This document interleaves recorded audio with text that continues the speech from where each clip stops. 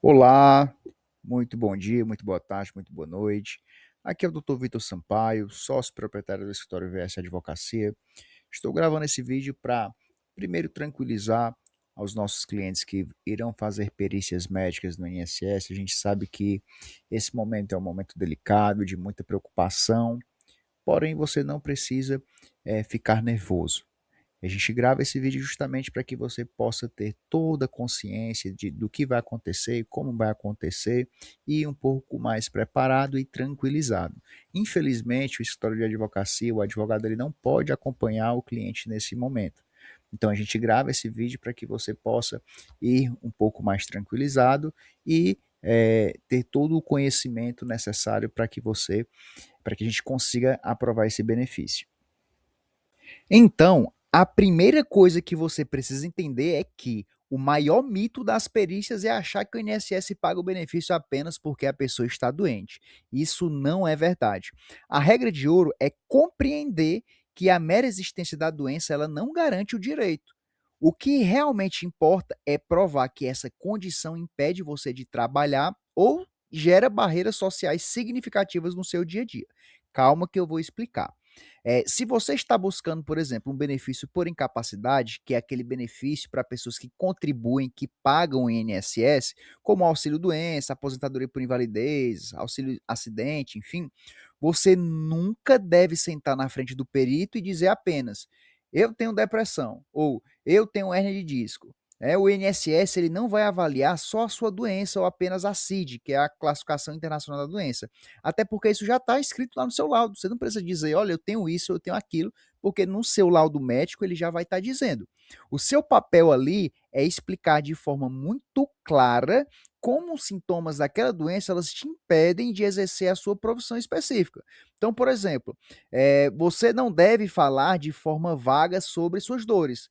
Você deve dar um contexto da sua rotina e dizer algo como, por exemplo, olha, eu sou motorista e a dor lombar que eu tenho irradia, né, que ela irradia, ela me impede de ficar sentado e focado por mais de 30 minutos. Ou seja, a pessoa é motorista, tem dor lombar, só que essa dor, quando ela se irradia, né, uma dor irradiada, ela impede o motorista de ficar ali 30 minutos focado. Ou seja, ele tem que parar, tem que sair do carro, tem que se levantar. Ou seja, isso mostra ali uma correlação da doença com o trabalho, certo?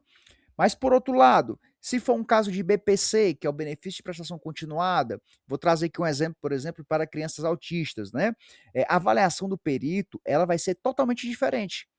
O foco não é a incapacidade para o trabalho, né? Até porque criança não trabalha, a criança dá trabalho, né?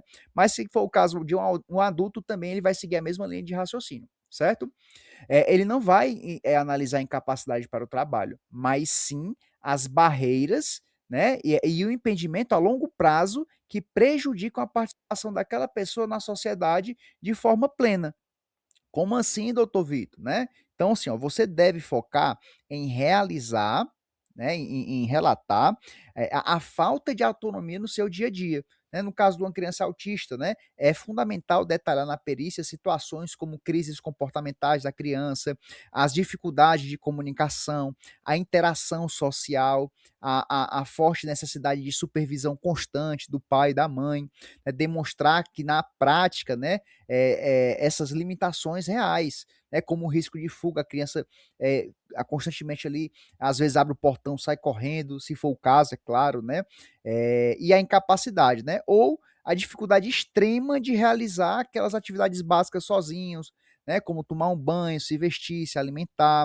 Né? Então, o perito ele precisa enxergar o impacto prático do diagnóstico na vida da criança ou do adulto, certo? Estou falando aqui o exemplo de criança, mas isso se aplica também ao adulto, né? É, no caso do relatório escolar, é importante que você leve o relatório escolar e nesse relatório escolar, caso seja criança, que esteja constando ali toda a questão das barreiras que a criança enfrenta na escola. Muitas vezes o perito ele vai mais pelo relatório escolar do que pela própria documentação médica. Então é importante que tenha-se esse controle. Tá? Tem essa observação. Se você é adulto, é a mesma coisa. Foca na questão dos impedimentos, das barreiras. Não fale só da doença. Fale como é que essa doença ela lhe impede no seu dia a dia, na sua vida pessoal, certo? E o segundo ponto fundamental, que vai definir se você ganha ou perde o benefício, é o seu dossiê médico. E a forma como que você organiza. Então entenda uma coisa, a prova material é o que realmente define a sua perícia. O perito ele tem pouco tempo de consulta, muitas vezes poucos minutos, e precisa de objetividade, tomar uma decisão. Então é importante que você tenha toda a sua documentação organizada, bonitinha, direitinho, para que não tenha nenhum prejuízo. Até porque o médico ele só vai lhe avaliar pela sua documentação médica. Não adianta nada você dizer lá, olha, eu tenho dor, eu tenho isso, tenho aquilo, se isso não está constando na sua documentação médica.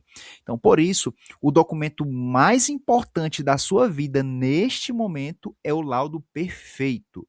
Esse laudo deve ser atual, com no máximo 30 a 90 dias. Se ele for da rede pública, eles costumam tolerar até 90 dias. Então, por exemplo, se a sua perícia ela for daqui a 6 meses, 4 meses, é importante que você já pense logo em atualizar o seu atestado, o seu laudo médico. Ele precisa conter o seu nome completo, a CID da doença, que é a classificação internacional da doença, o histórico do tratamento e a assinatura e o carimbo com o CRM do seu médico. Mas o grande segredo do laudo perfeito muda dependendo do caso. Se no caso for um auxílio-doença, ou seja, aqueles benefícios para quem contribui para o INSS, aposentadoria por invalidez, enfim, o laudo ele não pode ter apenas o nome da doença. Ele deve conter a indicação clara de suas limitações para o trabalho e o tempo estimado de afastamento ou a indicação de que o quadro é irreversível, ou seja, ou diz, olha, ele vai ficar afastado por 90, 120 dias, 6 meses, um ano, enfim. Ou então ele tem que dizer, olha, é irreversível, está incapacitado de forma definitiva, permanente.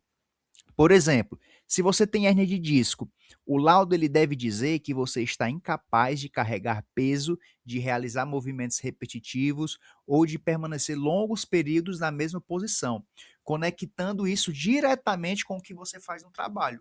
Ora, se eu sou estoquista e eu estou com um problema na minha lombar, que eu não posso carregar peso, que eu estou com um problema de hérnia de disco, eu não posso carregar peso, então no laudo ele tem que ter justamente essa correlação diretamente com o que você faz no trabalho.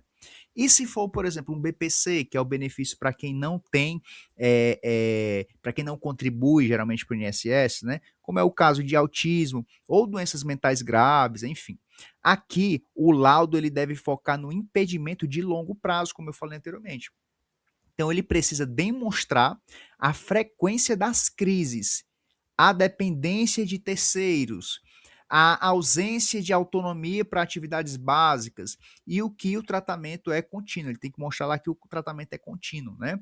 O laudo ele precisa mostrar também ao perito o cenário real e as barreiras que a pessoa enfrenta na sociedade, né?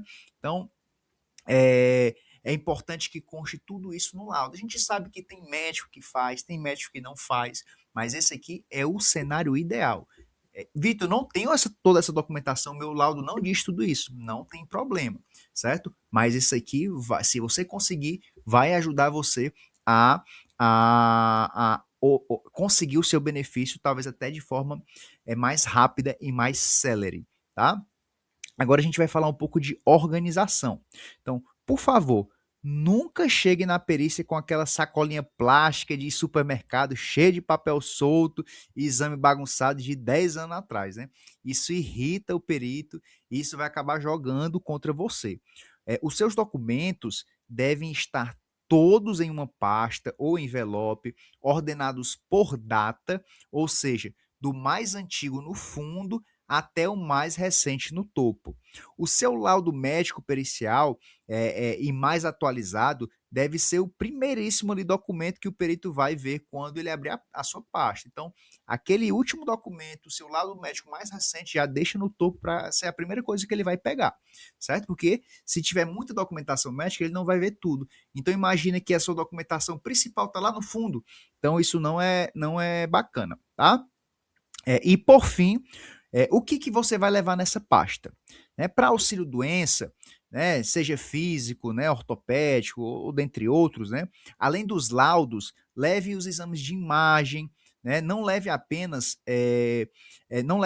o papel com o resultado digitado, leve as imagens das ressonâncias, do raio-x, da tomografia, além das receitas de medicamentos e comprovantes de tratamento, como fisioterapia, dentre outros. Eu costumo dizer que existem os laudos é, cheios e os laudos vazios. Como assim, doutor Vitor? Laudo cheio, laudo vazio.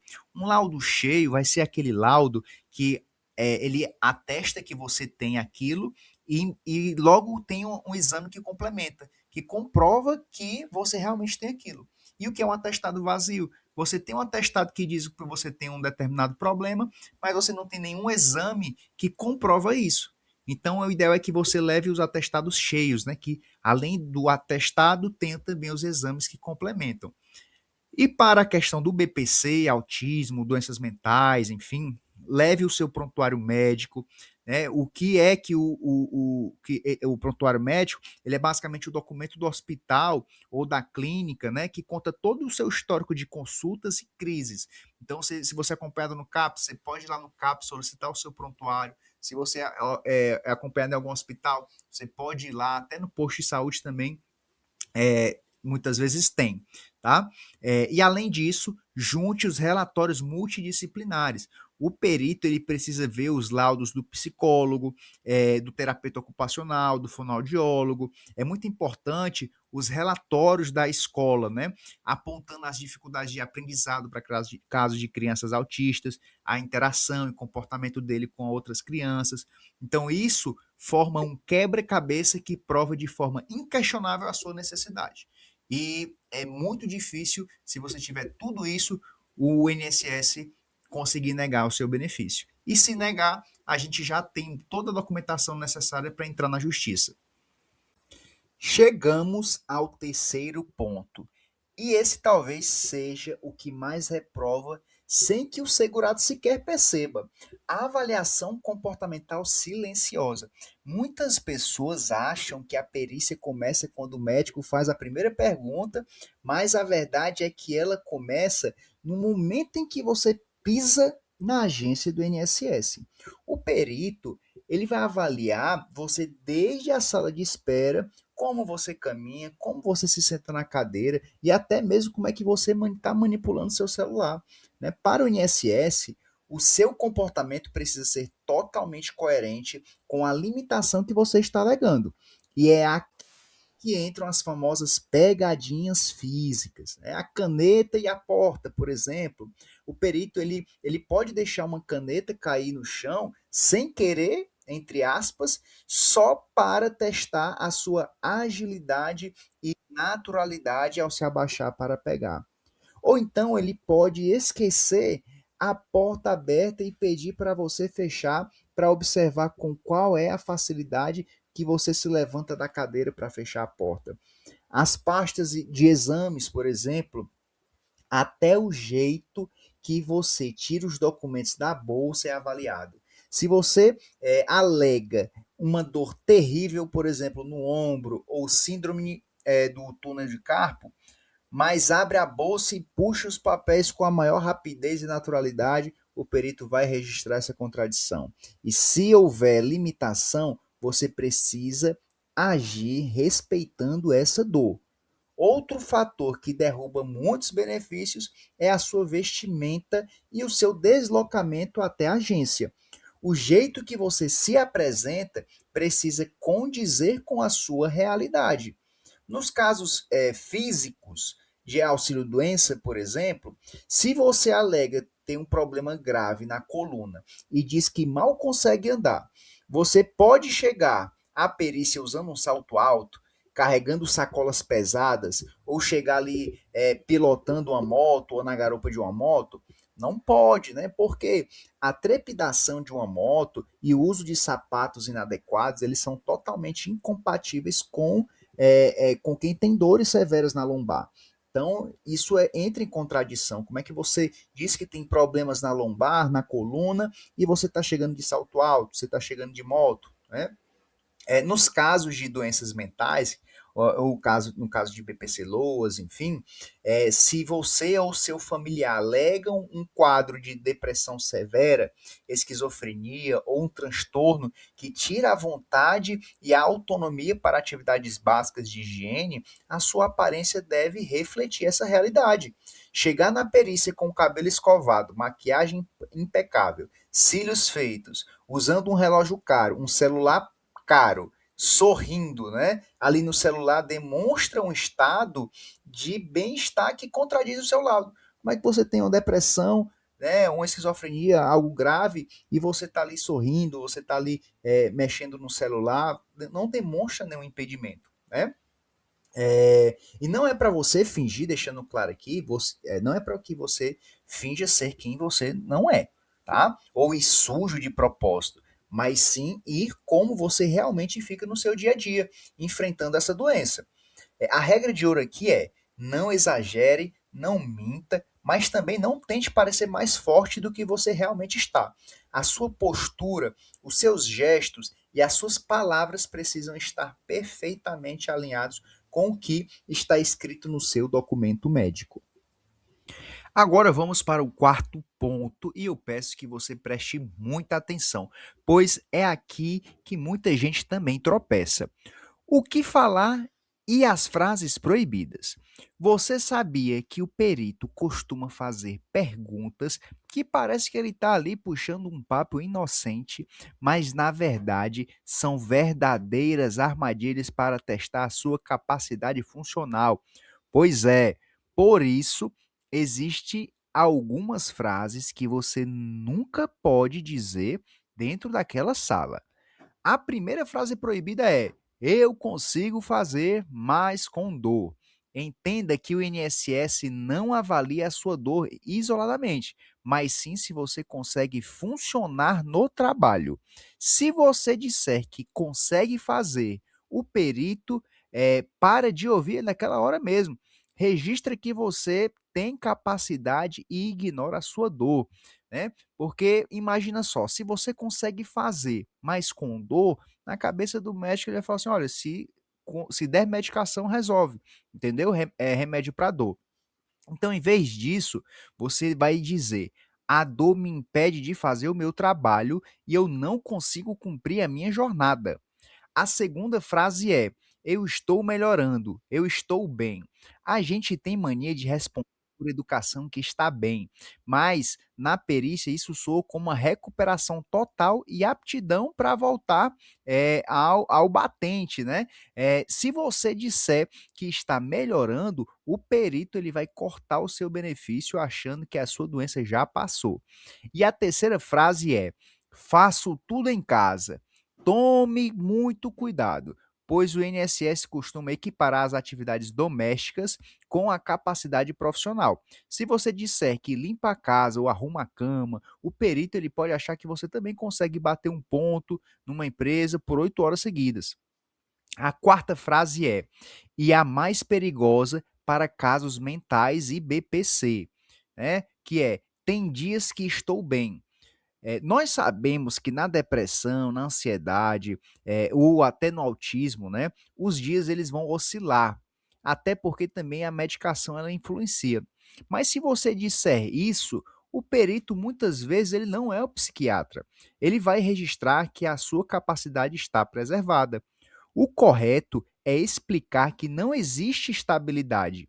Os sintomas eles oscilam. E mesmo nos dias menos piores, eu não consigo manter o foco, lidar com a pressão ou então ter uma convivência social. Além dessas frases, tome muito cuidado com as famosas perguntas armadilhas. Por exemplo, se o perito perguntar: você dirige? Para o INSS, quem dirige tem uma boa coordenação motora, agilidade e atenção. Se você dirige, seja honesto, mas detalhe a limitação. Fale assim, ó, dirijo trechos muito curtos, né? Mas chego com dor e não consigo ficar muito tempo ali no volante. Outra armadilha é quando ele pergunta: o que você faz no seu tempo livre? Se você tem hérnia de disco e disser que simplesmente, olha, eu assisto TV, ele vai registrar no sistema que você consegue ficar sentado por longos períodos sem problema. O jeito certo, né, seria o certo de responder é: eu assisto TV, mas levanto a cada 10 minutos porque a dor não me deixa ficar na mesma posição. E se for um caso de BPC ou um transtorno mental, por exemplo, dizer que visita a família ou brinca com crianças no tempo livre pode ser interpretado como capacidade plena de atenção e interação social. Explique sempre a questão das barreiras. Olha, eu vou à casa da minha família, mas eu preciso que alguém me leve, não consigo ir sozinho. Então, resumindo, seja sempre verdadeiro, mas foque nas suas limitações. Toda resposta ela deve mostrar a dificuldade que a sua condição impõe no seu dia a dia. Chegamos ao quinto ponto e esta é uma regra fundamental para a sua aprovação. Seja verdadeiro, específico e não exagere. Muitas pessoas cometem o erro terrível de achar que precisam fazer teatro, fingir dores absurdas ou usar frases exageradas como não consigo mexer nada ou sinto dor o tempo todo para conseguir ganhar o benefício, né? Então preste muita atenção. O maior erro que você pode cometer em uma perícia é tentar simular ou aumentar os seus sintomas. Pense comigo. Se você caminhou até a agência do INSS e sentou na cadeira, dizer ao médico que não consegue mexer nada é uma contradição óbvia que vai jogar contra você.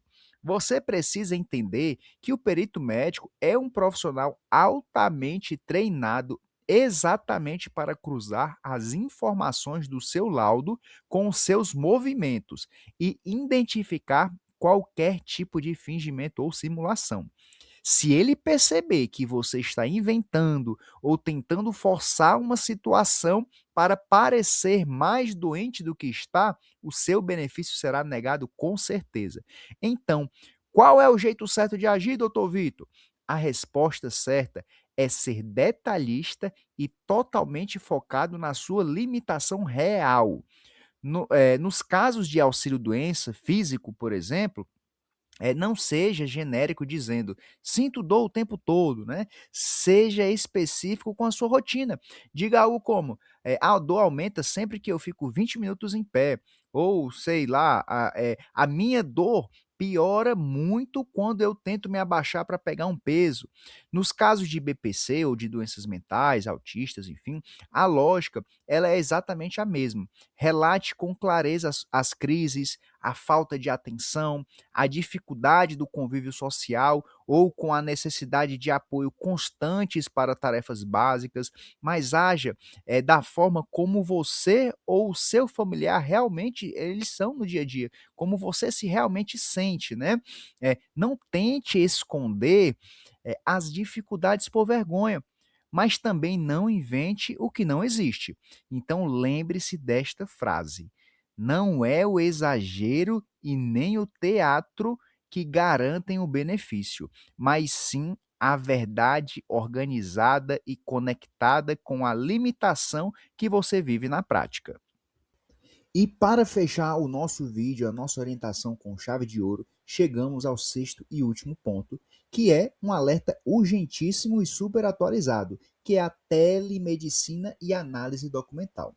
A partir da publicação da Portaria Conjunta número 18, que foi agora em abril de 2026, o INSS mudou drasticamente a forma de avaliar os segurados, regulamentando o atendimento remoto por meio da telemedicina. O que isso significa na prática para você? Significa que, nessa nova modalidade, o perito médico ele não vai estar presencialmente na mesma sala e não vai tocar em você para fazer aqueles testes físicos tradicionais.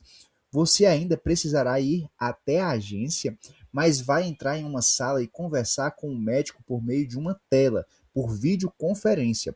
Por conta desta distância física, a prova documental agora ela reina absolutamente. Ela vai ser realmente a galinha dos ovos de ouro, digamos assim. O perito ele vai avaliar o seu caso se baseando majoritariamente nos documentos que você apresentou. Isso vale tanto para a videoconferência como também para análise puramente documental, que é o famoso ateste médico, onde o benefício ele pode ser aprovado apenas lendo os seus papéis, né? Então, portanto, o seu laudo médico hoje precisa ser impecável. Ele tem que ser físico ou eletrônico, totalmente legível, sem rasuras e conter obrigatoriamente a sua identificação, a data de emissão, o diagnóstico com CID, seja da doença física ou do autismo, transtorno mental, enfim. O tempo estimado que você precisa ficar afastado, além da assinatura do carimbo e CRM do médico. Se o atestado estiver incompleto ou sem data, o perito ele vai negar o seu benefício na hora. E eu já tenho casos que já estão sendo negados só por conta da documentação incompleta. E aqui vai o alerta mais sério. O que está escrito no seu laudo precisa ser perfeitamente coerente com o seu relato e com o comportamento na frente da câmera. O sistema do INSS cruzará todas as informações. Como o médico ele não pode te examinar fisicamente para tirar as dúvidas, qualquer contradição entre o papel e o que você demonstra no vídeo resultará no indeferimento imediato do seu pedido, sem nenhuma chance de investigação clínica aprofundada. A organização da sua documentação hoje deixou de ser um detalhe e virou uma questão de sobrevivência. E lembre-se, se mesmo fazendo tudo certo o seu benefício for negado, não se desespere. Não fique tentando agendar várias perícias em seguida e perdendo tempo. Guarde todos os seus comprovantes e procure imediatamente a nossa assessoria jurídica. O nosso escritório está à disposição e, com certeza, você sendo nosso cliente, a gente já vai providenciar o protocolo judicial. Então, não precisa ficar preocupado, pois a nossa equipe vai estar procurando já vai estar organizando toda a parte processual, pois nós sabemos como é que analisa o seu caso de forma especializada, né, e vamos buscar o seu direito diretamente na justiça, porque a gente sabe que mesmo tendo tudo isso, muitas vezes o INSS ainda ele nega. Tá? Então espero que essas dicas elas tenham te deixado muito mais seguro e preparado. Um forte abraço e até a próxima.